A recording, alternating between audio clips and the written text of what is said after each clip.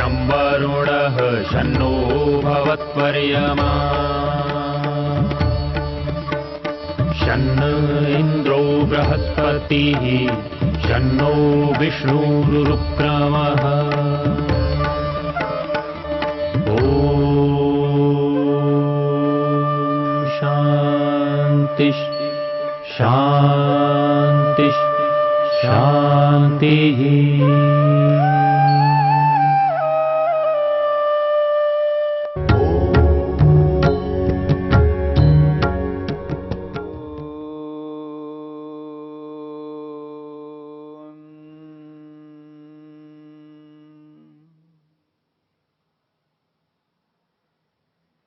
समापत्ति को लेकर के विचार चल रहा है। समापत्ति कहते हैं समाधि को। समाधि दो प्रकार की है, एक संप्रज्ञात और एक असंप्रज्ञात। यहां पर जिस समापत्ति को, जिस समाधि को लेकर के चर्चा हुई है, वह समाधि संप्रज्ञा समाधि है। और संप्रज्ञा समाधि के चार भेद आपके सामने आ चुके हैं: वितर्क, विचार, आनंद और अस्मिता। पहले ही सूत्र में इन चार समापत्तियों को, समाधियों को लेकर के आपके सामने प्रस्तुत किया गया है।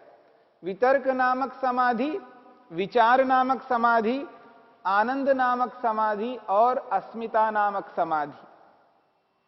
उन्हीं चार समाधियों को यहां पर समापत्ति शब्द से स्पष्ट किया है। और इन तीन सूत्रों के माध्यम से चारों समापत्तियों की चर्चा हुई है। तत्र शब्दार्थ ज्ञान विकल्पई संकीर्णा सवितर्का समापत्ति, 42वां सूत्र। स्मृति परिशुद्धौ स्वरूप शून्य इव अर्थमात्र निर्भाषा निर्वितर्का, 43वां सूत्र। एतया एव सविचारा निर्विचारा च सूक्ष्म विषया व्याख्याता, 44वां सूत्र। 42वें सूत्र से लेकर के 44वें सूत्र तक चार समापत्तियों की चर्चा हुई है। और इन चारों समापत्तियों में जिन पदार्थों का साक्षात्कार बताया है, उसके दो विभाग कर दिए। दो समापत्तियों में, सवितर्का निर्वितर्का, इन दो समापत्तियों में केवल स्थूल भूतों का ग्रहण किया है। पृथ्वी, जल, अग्नि, वायु, आकाश। उनमें शब्द, अर्थ, ज्ञान, इन तीनों अनुभूतियों के साथ जब पंचमहाभूतों का साक्षात्कार होता है, उस साक्षात्कार को सवितर्का समापत्ति शब्द से स्पष्ट किया है। और उन्हीं पांचों महाभूतों का केवल अर्थ के रूप में साक्षात्कार होता है, यानी नाम हट गया है और ज्ञान भी हट गया, केवल अर्थमात्र जब होता है तब उसको निर्वितर्का समापत्ति शब्द से स्पष्ट किया है। बाकी जो दो समाधियां हैं, सविचारा और निर्विचारा, इन दोनों समाधियों में बाकी समस्त सूक्ष्म पदार्थों को रख दिया है। 5 तन्मात्राएं, 5 ज्ञानेन्द्रिय और 5 कर्मेंद्रिय। 5 5 5 15 पदार्थ हैं। 5 तन्मात्राएं, 5 ज्ञानेन्द्रियां, 5 कर्मेंद्रिया, ये 15 पदार्थ सूक्ष्म पदार्थ है। 16वां मन है, वो भी सूक्ष्म है। 17वां अहंकार है, वो भी सूक्ष्म है। और 18वां जो है महतत्व रूपी बुद्धि है, वो भी सूक्ष्म है। और इन 18 तत्वों का जो मूल कारण है सत्व, रज, तम, वो तीनों सूक्ष्म हैं। 18 पदार्थ ये और वो 3, 21 पदार्थ। इन 21 पदार्थों के साथ में एक और पदार्थ है जिसको हम आत्मा कहते हैं, जीव कहते हैं, जीवात्मा कहते हैं, हम स्वयं।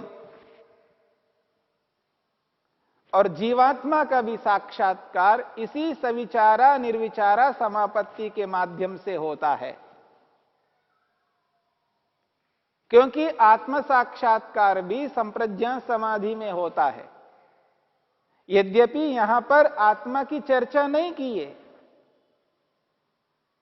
सविचारा निर्विचारा इन दो समापत्तियों में आत्मा की चर्चा नहीं की है। अर्थात सूत्र में तो कहा ही है महर्षि पतंजलि ने, परंतु भाष्यकार महर्षि वेदव्यास ने आत्मा की चर्चा नहीं की है भाष्य में। परंतु अस्मिता नामक समाधि जहां पर बताई है वहां पर आत्मा का विषय लिया है, आत्मा की चर्चा की है, एकात्मिता अस्मिता कहा, वहां पर जीवात्मा का ग्रहण किया है। और आत्म साक्षात्कार इसी संप्रज्ञा समाधि में होता है। तो सविचारा निर्विचारा इन दो समापत्तियों में 5 तन्मात्राएं, 5 ज्ञानेन्द्रियां, 5 कर्मेंद्रियां, मन, अहंकार, महतत्व रूपी बुद्धि, ये 18 तत्व, इनके साथ में सत्व, रज, तम, ये 3 तत्व, 21 तत्व और 22वां तत्व जीवात्मा हैं। इन 22 पदार्थों का साक्षात्कार सविचारा समापत्ति में होता है।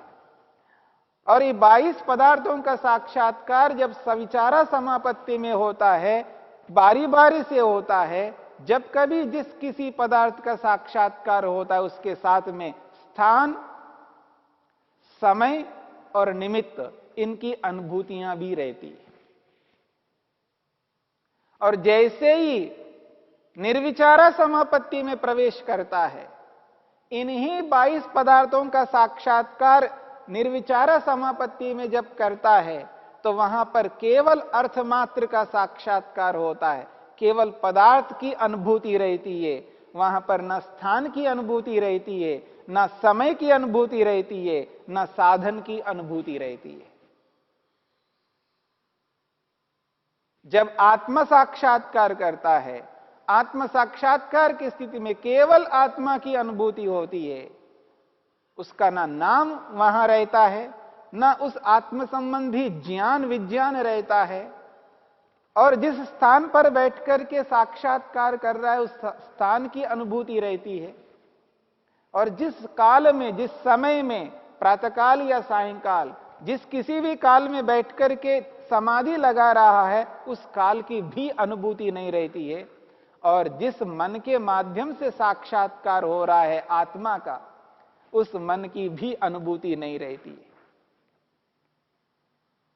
इन सारी अनुभूतियों से रहित तो केवल एकमात्र अनुभूति रहती है, आत्मा रूपी अर्थ की अनुभूति रहती है। ये आत्मा है, आत्मा का साक्षात्कार, पदार्थ मात्र का साक्षात्कार, स्वयं का साक्षात्कार आत्मा करता है। यही संप्रज्ञा समाधि है। इस संप्रज्ञा समाधि में 22 तत्वों की चर्चा की है जो सविचारा निर्विचारा समापत्तियों में बताई गई है। और इन समापत्तियों में इन 22 तत्वों का जो साक्षात्कार हो रहा है वो केवल अर्थमात्र के रूप में जब होता है तब निर्विचारा समापत्ति कहलाती है। और अर्थ के साथ साथ स्थान, समय और निमित्त का भी बोध रहता है तो सविचारा समापत्ति कहते हैं। और सवितर्का निर्वितर्का समापत्ति में 5 स्थूल भूतों का साक्षात्कार होता है। ये 5 पदार्थ और वो 22 पदार्थ दोनों मिलकर के 27 पदार्थ होते हैं।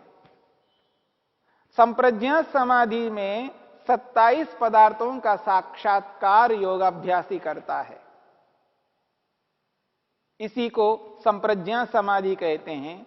और जो दूसरी समाधि है जिसका नाम असंप्रज्ञा समाधि कहा है, उस असंप्रज्ञा समाधि में केवल केवल केवल परमात्मा का साक्षात्कार होता है। और केवल एक पदार्थ है परमात्मा, और वो 28वां पदार्थ हो जाएगा। संप्रज्ञा समाधि में 27 पदार्थों का साक्षात्कार और असंप्रज्ञा समाधि में केवल मात्र ईश्वर का साक्षात्कार होता है। इस प्रकार दोनों समाधियों में 28 तत्वों का साक्षात जीवात्मा अनुभव करता है। ये जो समापत्तियां हैं, ये समापत्तियां ऐसे ही नहीं प्राप्त होती हैं। इसके लिए वैराग्य की आवश्यकता है। वैराग्य वैसे ही नहीं मिला करता। वैराग्य के लिए विवेक की आवश्यकता है। बिना विवेक के वैराग्य नहीं होता है और विवेक बिना जानकारी प्राप्त किए नहीं हो सकता। जो भी हम जानकारी प्राप्त करते हैं, उस जानकारी में यदि अविद्या रहती है, उस अविद्या की स्थिति में विवेक विवेक के रूप में उभर करके नहीं आ पाता। विवेक के रूप में यदि उभर करके लाना है उस जानकारी को, तो उस जानकारी में से अविद्या को हटाना है। अविद्या, अस्मिता, राग, द्वेष और अभिनिवेश, या यूं कहिए काम, क्रोध, लोभ, मोह, ईर्ष्या, अहंकार, इन समस्त शत्रुओं को अपने जीवन में धारण करते हुए मनुष्य विवेक को प्राप्त नहीं हो सकता। विवेक को प्राप्त करना है, अपने ज्ञान को शुद्ध बनाना है, तो अशुद्ध ज्ञान को जीवन में से हटाना होगा। और अशुद्ध ज्ञान जीवन में से तब हट सकता है जब यम और नियम का पालन श्रद्धापूर्वक किया जाता है। व्यक्ति जब अहिंसा, सत्य, अस्तेय, ब्रह्मचर्य, अपरिग्रह, शौच, संतोष, तपः, स्वाध्याय और ईश्वर प्रणिधान को यथार्थ रूप में जीवन में उतारने लगता है, जीवन में जिस किसी भी कार्य को करता है, उस कार्य के पीछे यदि ईश्वर उद्देश्य रहता है, ईश्वर लक्ष्य रहता है, ईश्वर रूपी उद्देश्य को सामने रख करके ही उस कर्म को, उस क्रिया को करता है, तो वह क्रिया, उस क्रिया के पीछे हिंसा नहीं रह सकती, उस क्रिया के पीछे असत्य नहीं रह सकता, उस क्रिया के पीछे चोरी नहीं रह सकती, उस क्रिया के पीछे वो व्यभिचार नहीं रह सकता, उस क्रिया के पीछे वो परिग्रह नहीं रह सकता। अंदर और बाहर से शुद्ध दिखाई देगा, मन में कुछ और वाणी में कुछ, शरीर से कुछ और करे, ये स्थिति नहीं रह सकती है। एक स्थिति रहती है, अंदर जैसा बाहर भी वैसा, जैसा बाहर वैसे ही अंदर, शुद्ध अपने आप को रखता है, पवित्र रखता है। और जितना मेहनत, उद्यम, पुरुषार्थ करता है, उसके अनुरूप जो कुछ भी प्रतिफल मिलता है, उसी में खुश रहता है, उसी में संतुष्ट रहता है, हताश निराश कभी नहीं होता। और जिस उद्देश्य के लिए, जिस लक्ष्य के लिए वो आगे बढ़ रहा है, जो कोई भी कठिनाई, आपत्ति, मुसीबत उसके सामने आती है, जो भी समस्या उसके सामने आती है, सहर्ष उसको स्वीकार करता हुआ सहन करता है, तप करता है। हानि लाभ में, सर्दी गर्मी में, भूख प्यास में अपने आप को सम बनाए रखता है, तप करता हुआ आगे बढ़ता है। और इन समस्त कार्यों को करता हुआ स्वाध्याय को कभी त्याग नहीं करता है, स्वाध्याय को कभी छोड़ता नहीं है, क्योंकि स्वाध्याय ही मनुष्य को विवेक उत्पन्न करने वाला होता है। यदि किसी के जीवन में विवेक है तो उसके स्वाध्याय के कारण से, यदि किसी के जीवन में विवेक नहीं है, अविद्या ओतप्रोत है उसके जीवन में, अविद्या ही घर कर गई उसके जीवन में, अविद्या उसके जीवन में व्याप्त है, उसके नस नस में यदि अविद्या है, तो समझ लेना उसके जीवन में स्वाध्याय नहीं हो रहा है।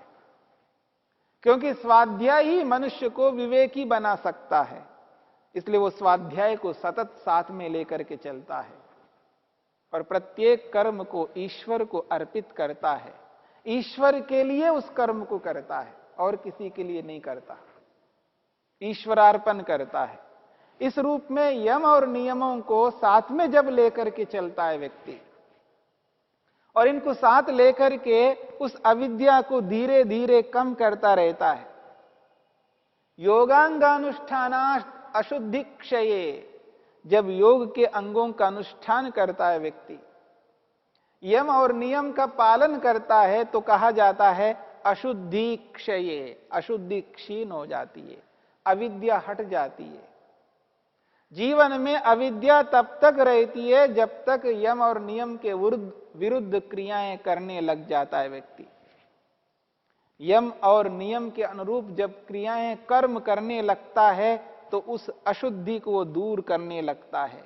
और जिस स्तर से, जिस प्रतिशत से यम और नियम का पालन करता है, उसी स्तर, उसी प्रतिशत के अनुरूप उसकी अशुद्धि अविद्या दूर होती है। नहीं तो उसके पूरे मन के अंदर, उसके पूरे जीवन में अविद्या ही भरी हुई है। उस अविद्या के कारण से वो अपने कर्तव्यों को भुला देता है।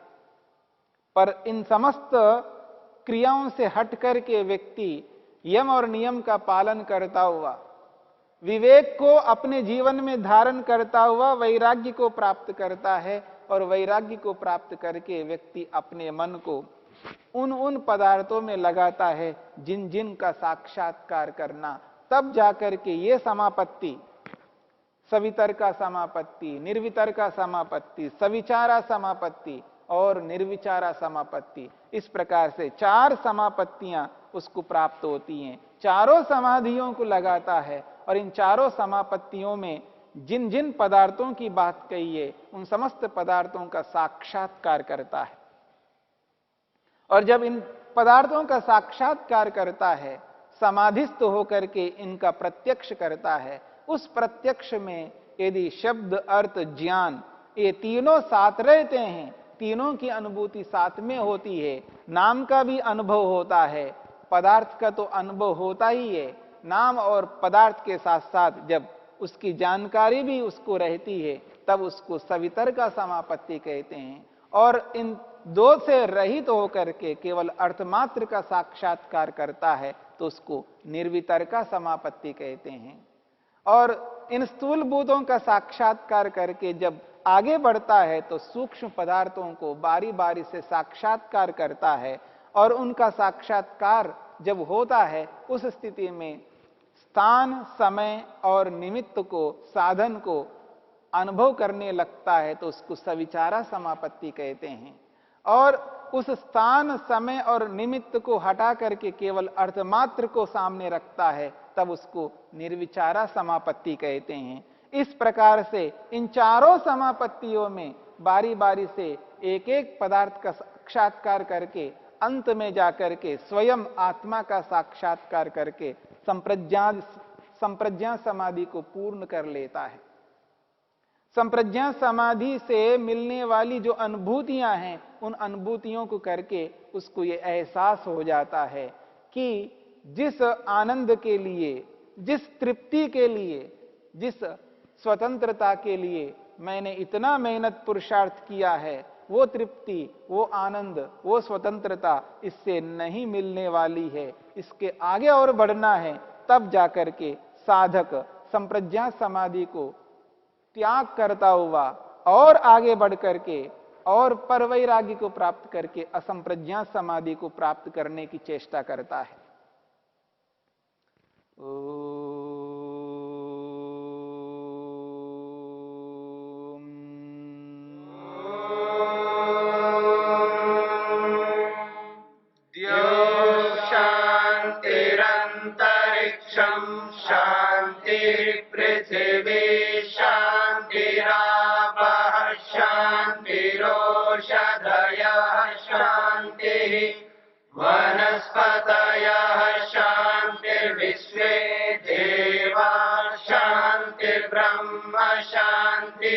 सर्वं शांति शांतिरेव शांति क्षमा शांतिरेधि।